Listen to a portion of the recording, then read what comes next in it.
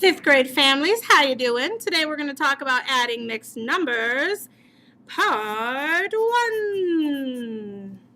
So, the difference between a mixed number and a fraction is only one thing. And that one thing is that oftentimes there is a whole number before the fraction, such as 4 and 2/5 plus 1 and 1/5. When the denominators are the same, we know that they carry through. We don't add them together. I add my numerators, 2 plus 1, which gives me 3. And the only difference in this step is that I am now going to add my whole numbers. 4 plus 1 will give me 5.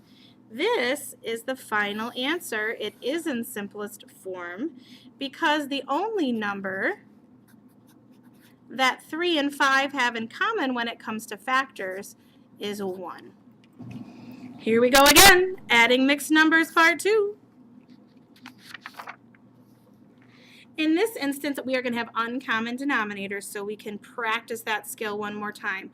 I'm going to have 5 and 2/3 plus 1 and 2/4. In this case, the denominators are not equivalent, and we need to make them equivalent. We are going to do that by multiplying them together. So down here, I'm keeping what needs to be the same, which is the whole numbers. I'm creating a common denominator of 12. So again, the whole number stays the same. The denominators change, and when the denominators change, so then must the numerators in the same way. So 3 became 12 by multiplying it by 4, and what I do below I must do above, and 2 times 4 equals 8. Now over here we are not going to multiply by 4 because if I said 4 times 4 was 12, I would be wrong. But 4 times 3, yeah, that's 12. And what I do on the bottom, I must do on the top. So now I have 2 times 3, which gives me 6. Creating common denominators. So the denominator we know will carry through. I will get 12. I will add my numerators, which will give me 14. And I will add 5 and 1, which will give me 6. But many of you can see that I have an improper fraction scenario here. For the moment, I'm going to kind of ignore that 6 even exists. And I'm going to find out what this improper fraction would be as a mixed number. I'm going to do that by using long division. 14, the numerator, goes in the house. 12's knocking at the door. How many times does 12 fit into 14? 1, you say? You would be correct. And 14 minus 12 is 2, which is going to be my remainder. Now I'm going to go around the wheelhouse and I'm going to make this 1 and 2/12. So 1 and 2/12 now needs to be added back to this whole number, which gives me 7 and 2/12. Now some of you very observant viewers of this amazing learning resource have noticed that 2 and 12 have a factor that is common other than 1. And that happens to be